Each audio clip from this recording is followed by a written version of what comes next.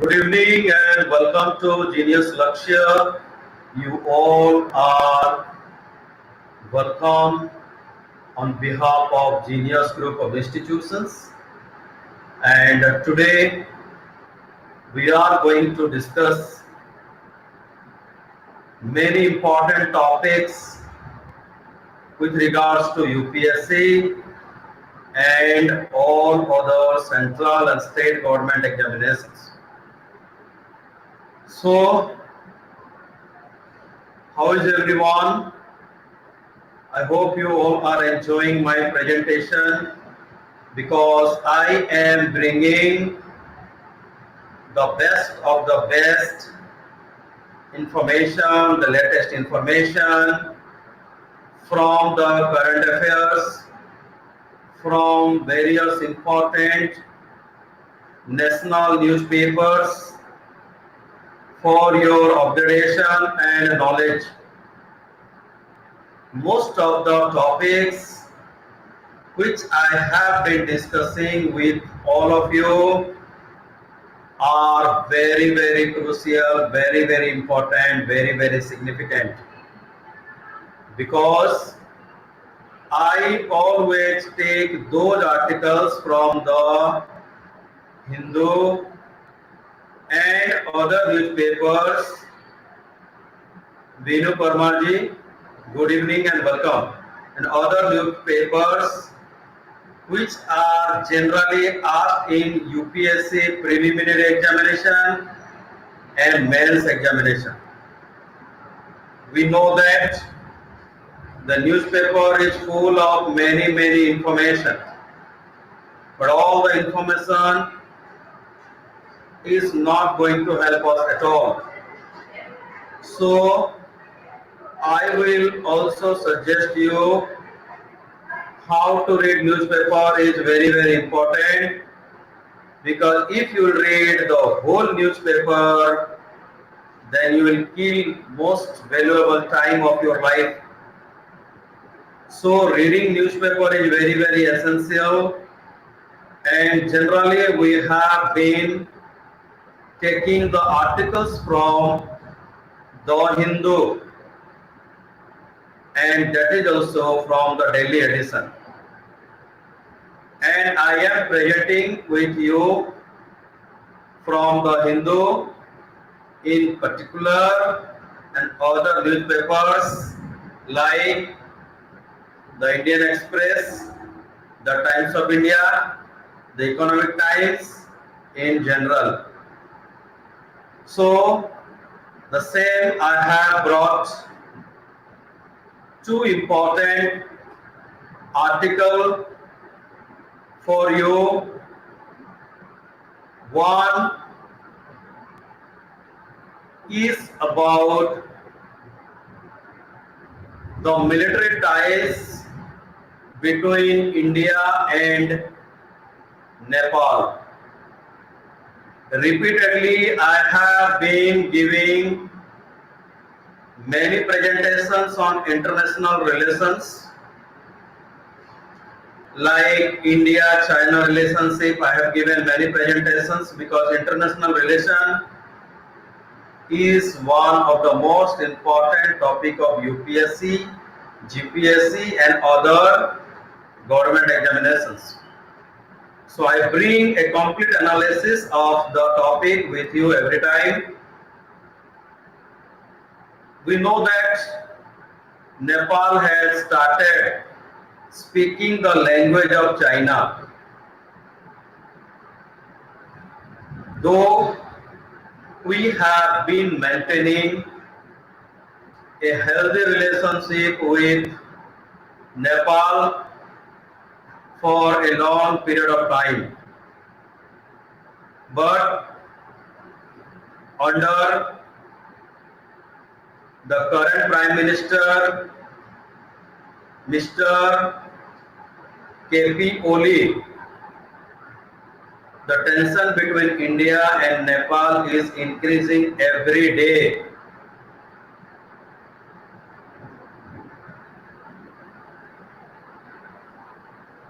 And Almost all the statements given by the present Prime Minister of Nepal are unexpected and against Indian sentiment, against Indian government, and he has given so many statements, and I have discussed most of them in my previous presentations. Some of them are recently he has given a statement that it is based on the cultural misunderstanding of India and Nepal. It is very interesting to know that, yes, Bhavya, welcome. It is very interesting to know that recently the Prime Minister of Nepal gave a statement that Lord Ram is from Nepal. He is from the country of Nepal. Also, he has emphasized upon a fact in his own way, and the fact is that Lord Ram was born in Nepal, but somehow India has misunderstood that Lord Ram was born in Ayodhya in Uttar Pradesh in India. Very recently he has given the statement. So such type of statements are actually baseless, because as far as Indian mythologies are concerned, we know that Lord Ram was born in Ayodhya in the Indian state of Uttar Pradesh. Also, the channels, various TV channels, and they have been banned in Nepal except Doordarshan. And the reason given by him is that Indian channels are showing some unethical or unexpected, or which cannot be expected and accepted by the people of Nepal. So today we will see what kind of military connections are there between India and Nepal. Though the present Prime Minister has been trying to tarnish the image of India in the international level, but we will see that we have very deep relationship with Nepal in defense, in culture, and India has been helping Nepal in so many ways. So this topic becomes an important topic from the mains examination and preliminary examination, because this is a topic of international relationship, and this is also a topic of the importance of national and international events.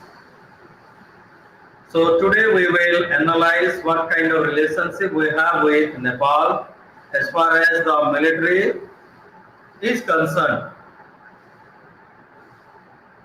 Then the second presentation will be on Buddhism and what kind of relationship India and Mongolia have with regards to Buddhism. And what is soft power? We will discuss there. What is hard power? We will discuss. We know that hard power means a power where weapons, ammunitions, tanks are used against the enemy. Soft power is a power where there is no weapon, there is no ammunition, there is no bomb, nothing. But by utilizing the soft power, we can maintain diplomatic relationship with anyone in the world.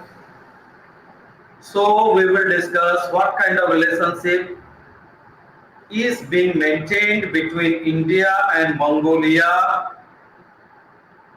and the soft power between two countries is the Buddhism. The Buddhism. And after completion of two important presentation, we can go for the static discussion if time permits. So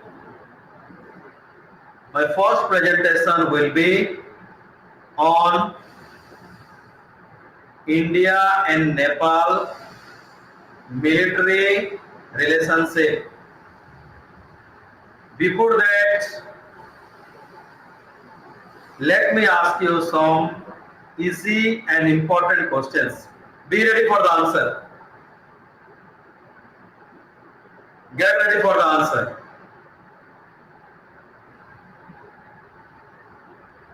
Who is the president of Nepal now? Who is the president of Nepal now? And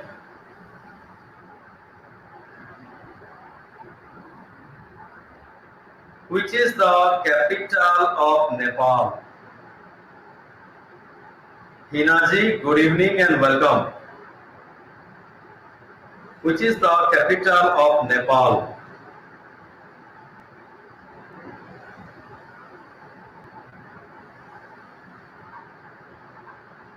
Give me the answer. Very easy. Which is the capital of Nepal? And who is the president of Nepal right now? Come on. We know that the people-to-people contact between India and Nepal is extraordinary. We know that a huge number of people from Nepal don't need visa to come to India and to work in India. Also, we know that India has been helping Nepal in many respects. But in recent time, the relationship has gone. Kathmandu is the capital, very good, right answer. And who is the president of Nepal? Recently, the relationship between India and Nepal has gone out of order, especially when the Prime Minister of Nepal brought a new political map of Nepal, where some of the important places of India have been shown in the political map of Nepal? Please write me the comments, write in the comment box which are the places. I have already discussed about it in my previous presentation. Okay, so let's start the presentation, and if you have any doubt, any query, feel free to write me on my email ID rohitsikka@geniusschool.co.in. Also, you can directly contact me on my cell number for any doubt, any query, any question you have regarding any kind of central government jobs and state government jobs. Okay, so I am sharing the presentation with you. Start making note, and if you have any doubt, you can ask me.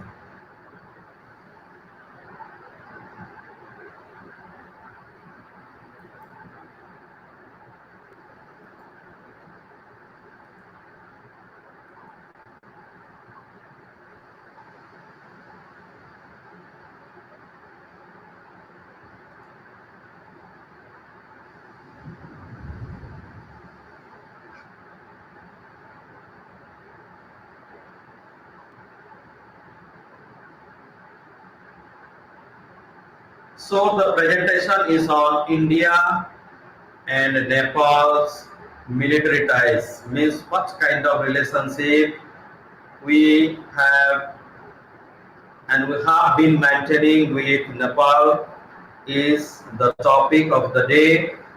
So let's go ahead and understand it in detail and depth. This is the record of the various countries with their military strength, or in other words, the rank of the countries.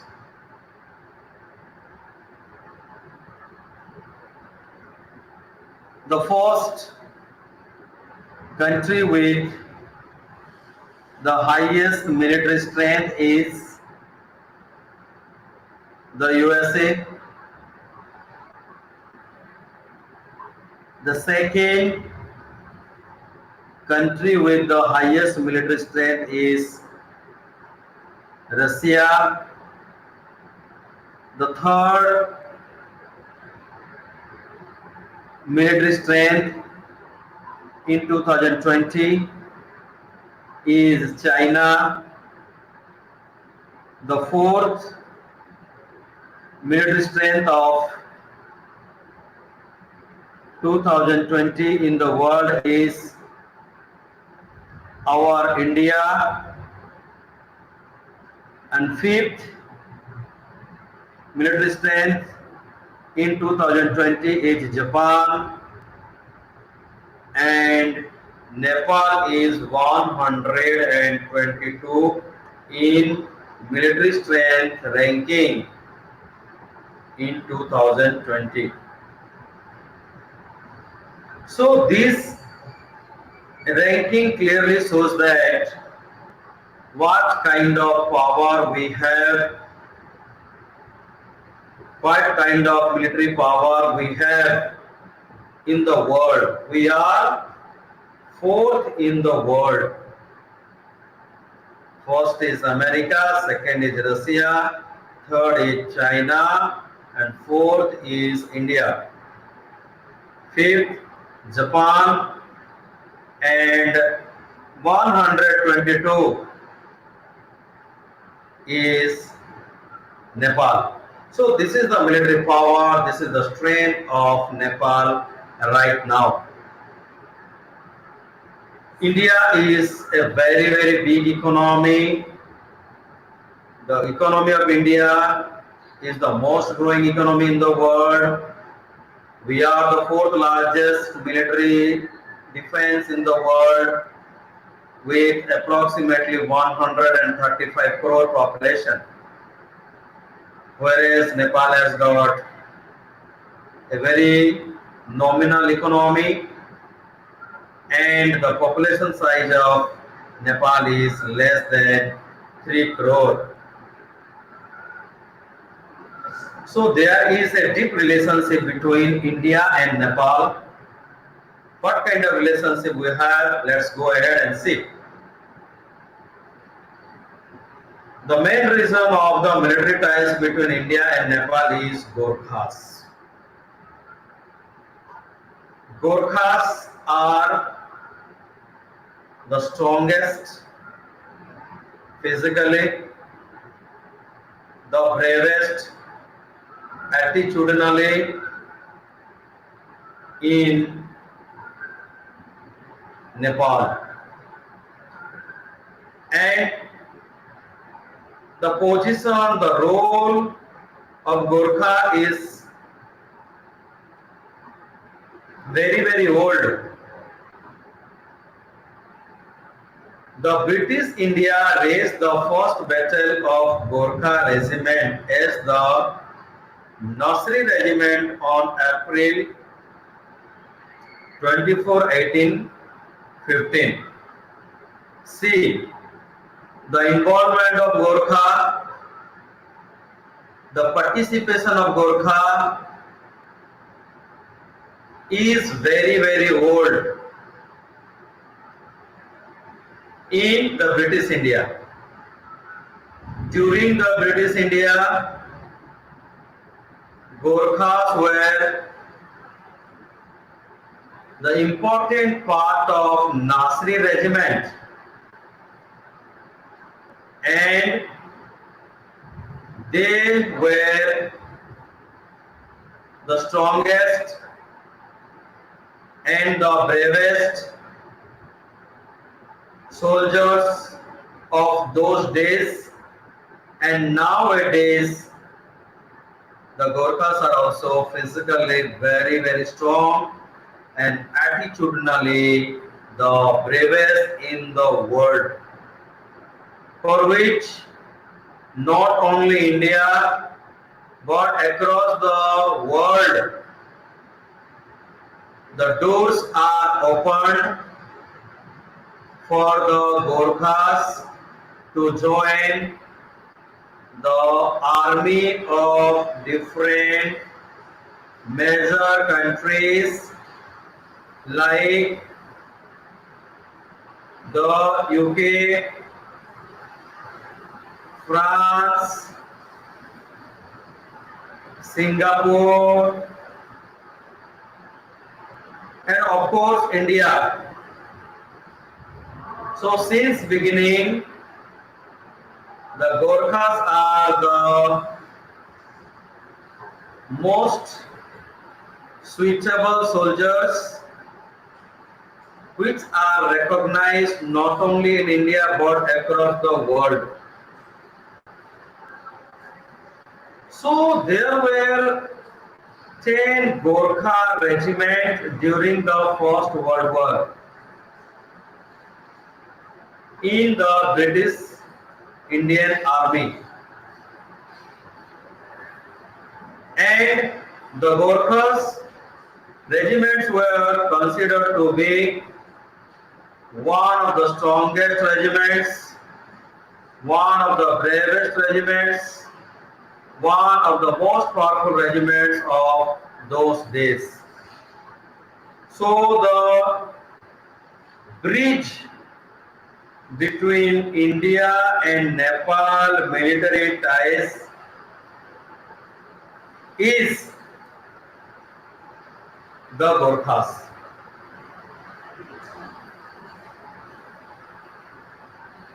Almost all the countries in the world accept the Gorkhas for their bravery and gallantry, action and behavior in defense.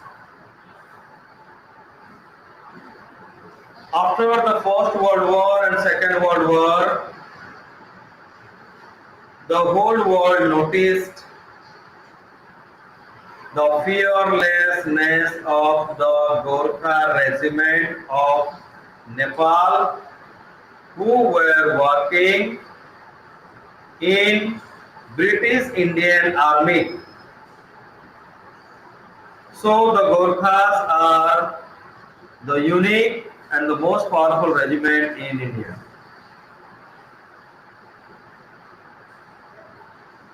If anyone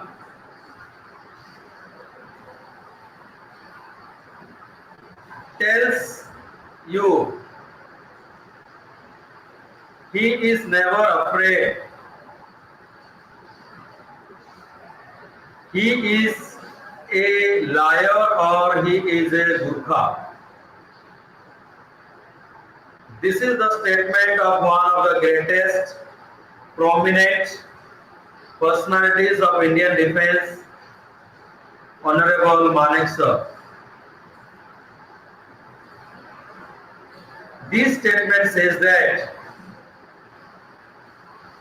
Gorkhas are not afraid of death. If a person is not afraid of death, then death is also afraid of that person. So, according to Manek sir, if anyone tells you he is never afraid, then he must be either a liar or he must be a Gurkha. So during the World War II, which continued from 1939 to 45, and during those period or Second World War, over 1,10,000 men served in 40 Gurkha battalions in the Western Desert. Means the Gurkhas were sent to, they had been sent during the Second World War, and they were used there in the places like the Western Desert, Italy, Greece, Malaya, Singapore, Burma, and nearly 30,000 Gurkhas were killed or wounded during the Second World War. The Gurkhas were used in the toughest terrains and situations by the British Indian Army.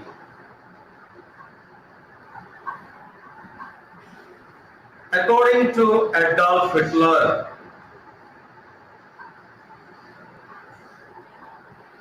he says that if I had Gurkhas, no armies in the world will defeat me. The statement implies that Gurkhas were the world class, they are the strongest and the bravest soldiers in the whole world. Until date, presently also they are the strongest and the bravest soldiers in India. So the statement is enough to speak about the power of Gurkha's regiment. Indian post-freedom means when India got freedom, these regiments were divided between British Army and Indian Army. Means after India got her freedom, the Gorkha regiments were divided between the British Army and the Indian Army. As per the British India Nepal tripartite agreement, which was signed in November 1947. So according to this agreement, the Gorkha regiments were divided between the British Army and the Indian Army. 6 Gurkha regiments with a lakh odd soldiers came to India, and 11 Gorkha rifle was raised to accommodate soldier of 7 Gurkha rifles, and 10th Gurkha rifle who chose not to transfer to the British Army. So in this way, the whole Gorkha regiments were divided between the British Army and the Indian Army. Gorkhas can join the militaries of so many countries in the world. It is a unique process that Gorkhas from Nepal can join many militaries of so many countries in the world. Countries like Brunei, country like British, French, and of course India. They welcome the Gorkhas to recruit in their defense forces. Brunei Gorkha Reserve Unit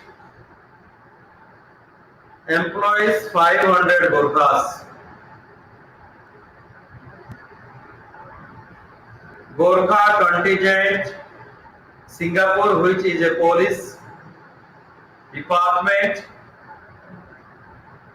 generally employs between 200 to 300 Gurkhas. Gorkha and Gurkha both are same. British Army generally employs between 500 to 600 Gurkhas, and French Army also employs between 200 to 300 Gurkhas, and India has the highest recruit of Gurkhas in Indian Army, that is 40,000. French Army 200 to 300 Gurkhas are employed or recruited in French Army. Indian Army 40,000 Gurkhas. Looking at the bravery of the Gurkhas in the World War I and II, many countries in the world have opened their doors. Means Gurkha can join the defense of so many countries in the world.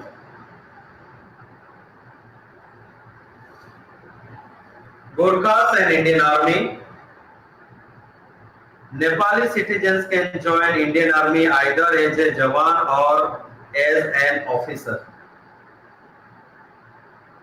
A citizen of Nepal can join NDA, the National Defense Academy, or CDS, the Combined Defense Services exams.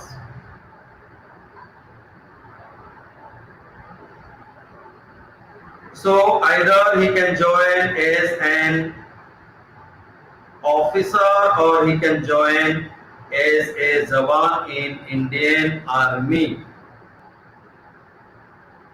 Nepalese Army in Indian Army. The Nepalese Army also sends its officers for training to India's military academies and combat colleges. So, the officers of Nepal are trained in Indian military academies and Indian combat colleges.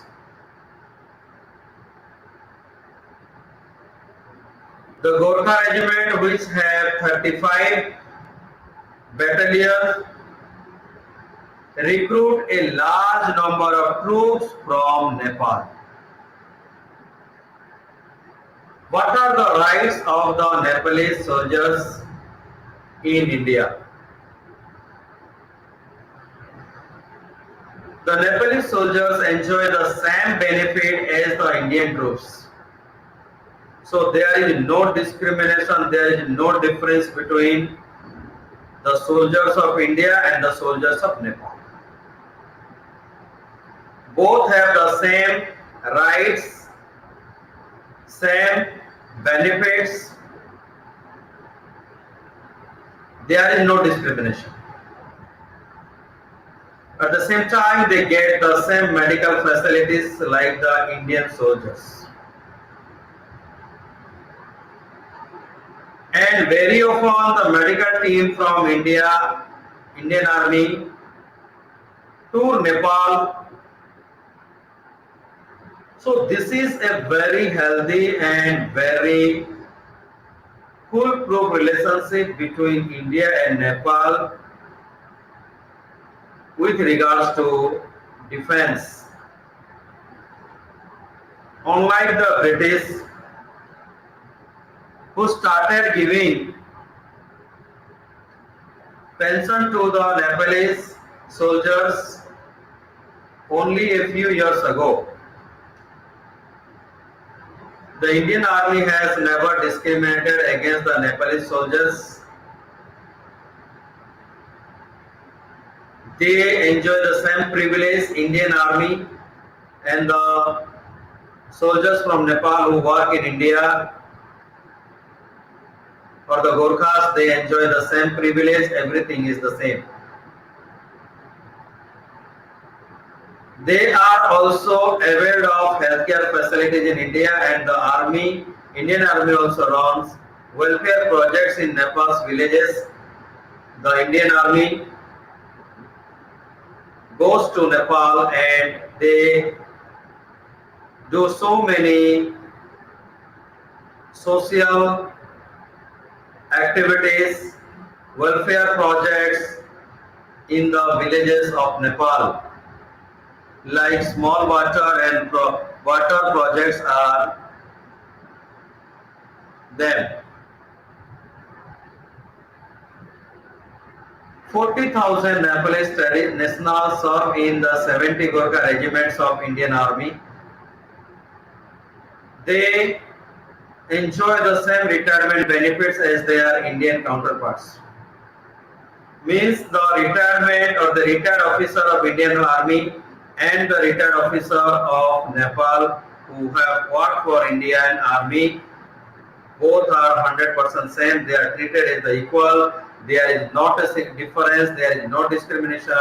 They are treated at the same way, on the same pitch. At the same time, at least 80,000 Nepalese are currently getting pension from India. The Indian Army also supports 11,000 widows of Nepalese soldiers who lost their lives in India, and 17,000 retired soldiers from Assam Rifles. So 40,000 Nepalese are serving in several Gorkha regiments in India. 80,000 Nepalese are currently getting pension from India. 11,000 widows are widows of Nepalese, and 17,000 retired officers from Assam Rifle are also getting pension from India. So India spent approximately $12 billion for Nepalese nationals every year, which is a huge amount of money. India's defense budget is approximately $65 billion, and out of which a major chunk, a major portion goes to the Nepalese nationals for pension. What kind of respect we have for the army of Nepal? Nepal Army Chief was conferred honorary rank of General of Indian Army in 2019. You will never find such type of relationship anywhere in the world that India and Nepal have. So Nepal Army Chief was conferred honorary rank of General of Indian Army in 2019.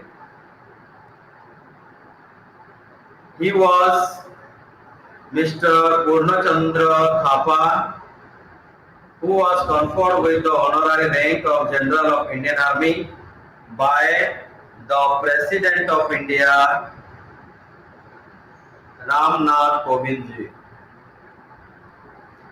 So this is the end of the presentation here, and this presentation speaks a lot about relationship between India and Nepal.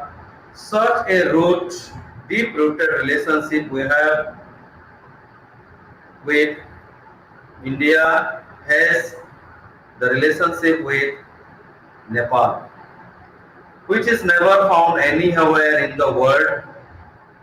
But somehow the present government has targeted India in so many occasions, and in most of the newspapers and most of the people, they are also criticizing and giving the opinion that the Gorkha from Nepal should not be used against China for the war. So this is the end of my first presentation, where we discussed the deep-rooted relationship between India and Nepal as far as the defense ties are concerned, as far as the role of the Gorkhas are concerned. So this is the end of my first presentation.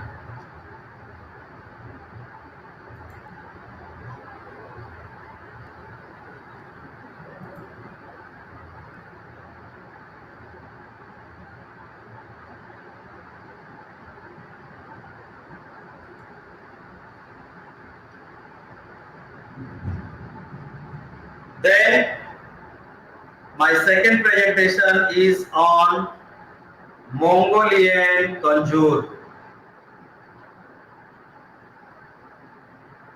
What is Mongolian conjure? This is a latest development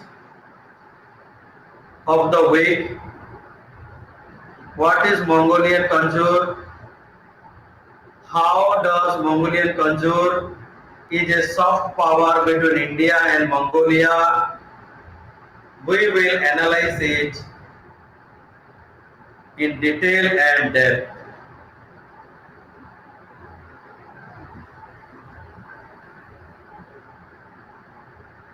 One hundred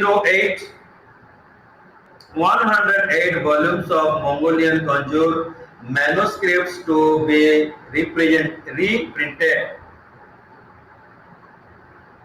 According to the Indian Express of this month, 10th July 2020, 180 volumes of Mongolian Kanjur manuscript. We'll understand what is Kanjur, what is Mongolian Kanjur, what is manuscript gradually. On 4th July 2020, the first set of 5 volumes of Mongolian Kanjur out of 108. So there are total 108 volumes of Mongolian Kanjur manuscripts. Out of 108 volumes of Mongolian Kanjur manuscripts,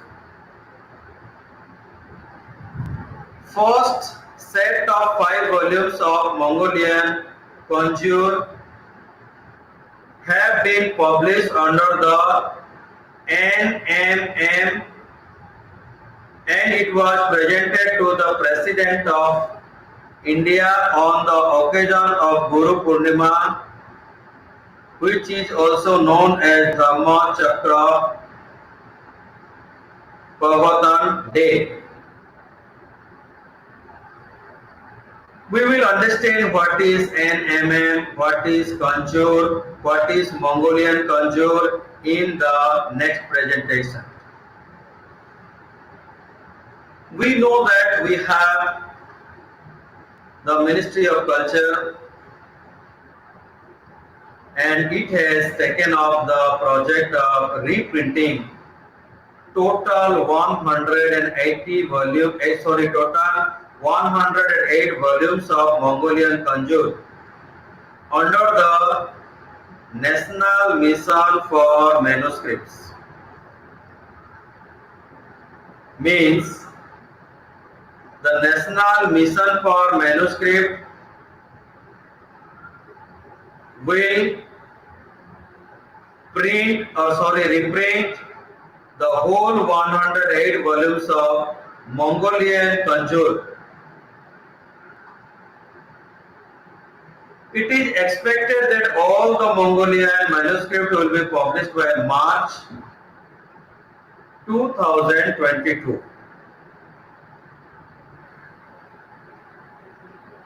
Mongolian Kanjur. This is an image of Mongolian Kanjur. Mongolian means it is from Mongolia. And Kanjur is a manuscript. So the Mongolian Kanjur is the manuscript from Mongolia.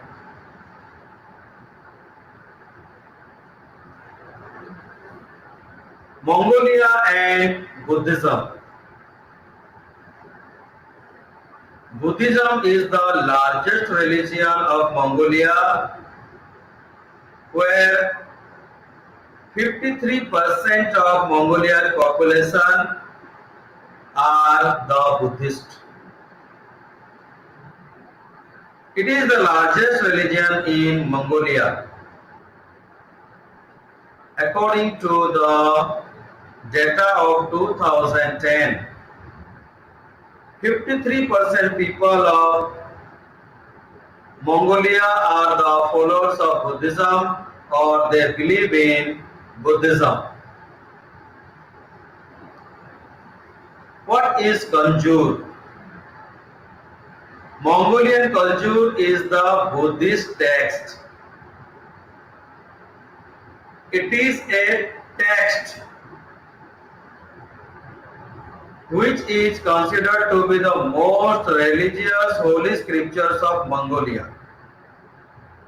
Like we have the Gita, the Bible, the Quran. So this is the holy book or holy scripture of Mongolia.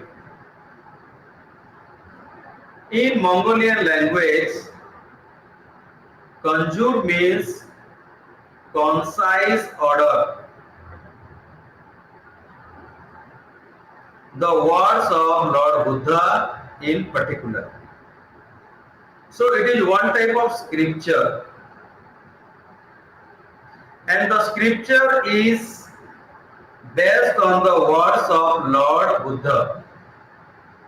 So we understood that Kanjur is a holy book. It is a holy book of Mongolia, and the holy book is based on the words of Lord Buddha.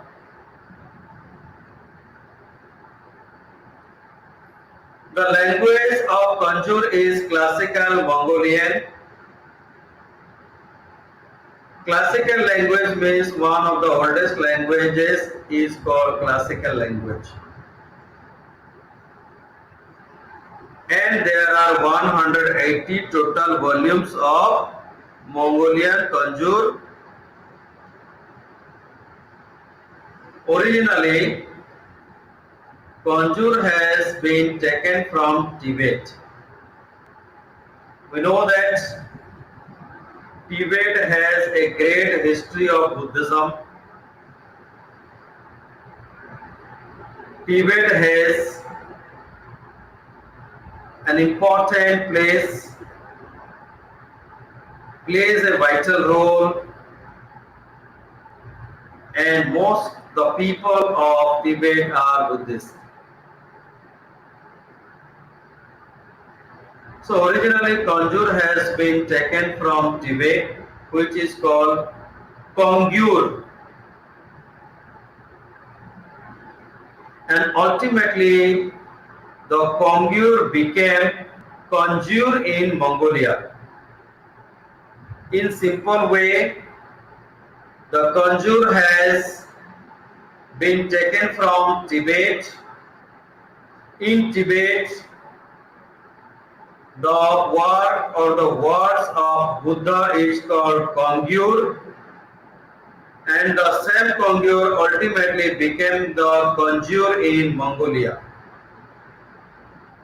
So whether it is Kongyur of Tibet or Kanjur of Mongolia, all are based on the words, teachings and preachings of Gautama Buddha. Kongyur has been written in Tibetic language in Tibet, whereas the Kanjur has been written in classical Mongolian language.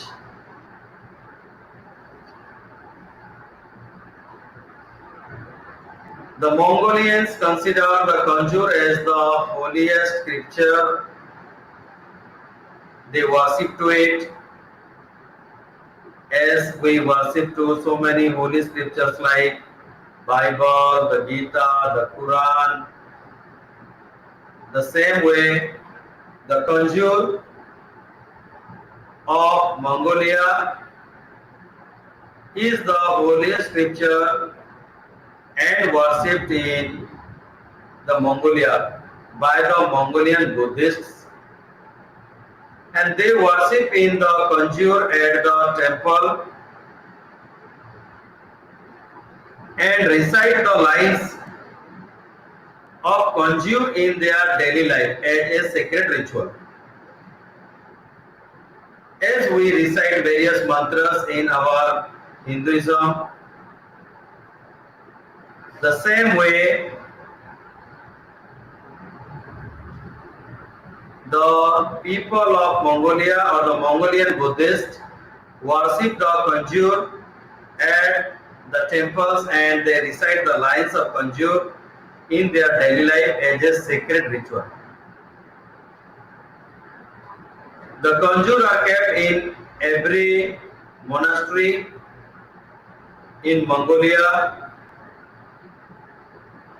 The works have been translated from the Tibetan or which is called Kongyur. We know that Buddhism was one of the prominent religions in the medieval, and almost 51 countries in the world follow the Buddhism right now?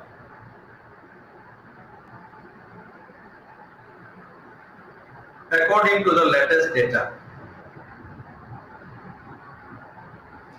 So the Mongolian culture provides the cultural identity to Mongolia, and though the Buddhism spread across the world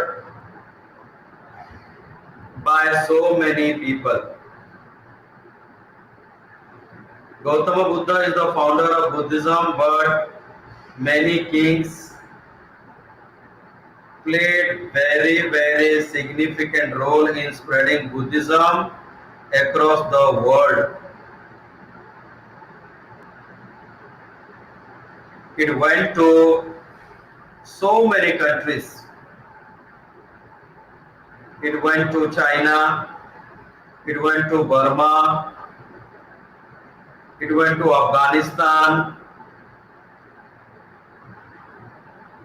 it went to Singapore, it went to Brunei, it went to Japan, it went to Korea.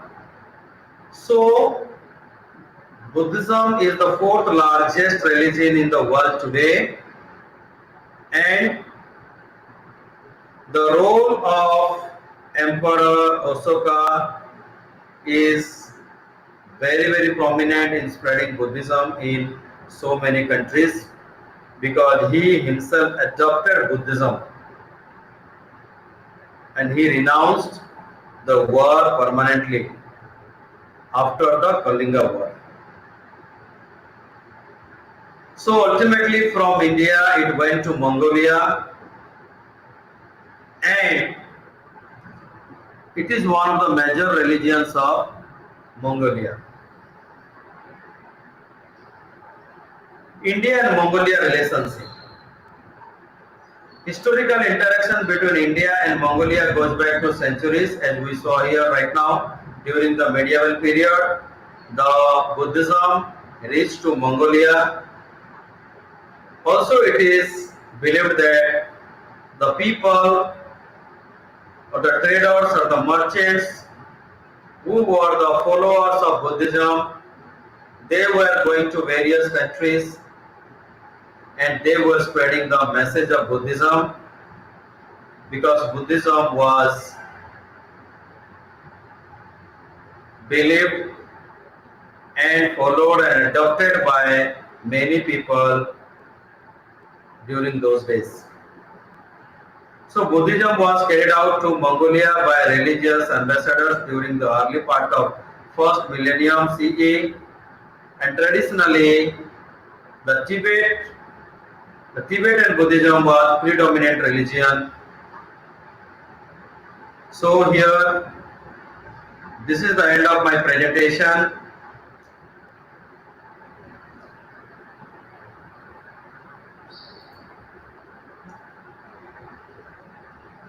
Okay, so I discussed two important points, two important current affairs, two important articles with you. One was the relationship between India and Nepal and what kind of military ties we have with Nepal.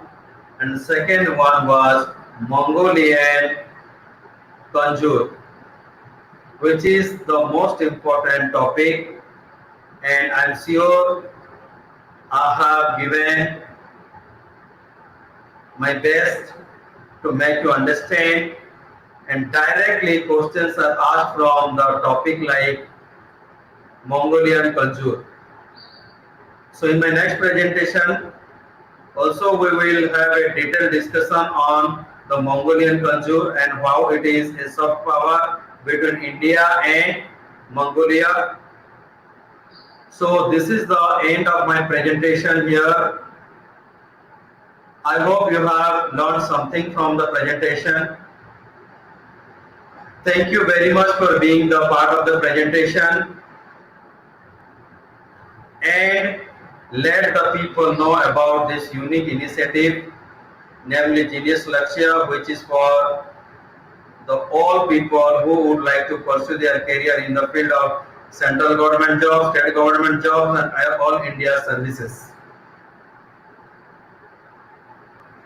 So thank you very much. If you have any doubt, any query, you can write me on my email ID rohitsika@geniusschool.co.in. And this is the end of my presentation. See you in my next presentation. Thank you very much. Jai Hind, Jai Bharat.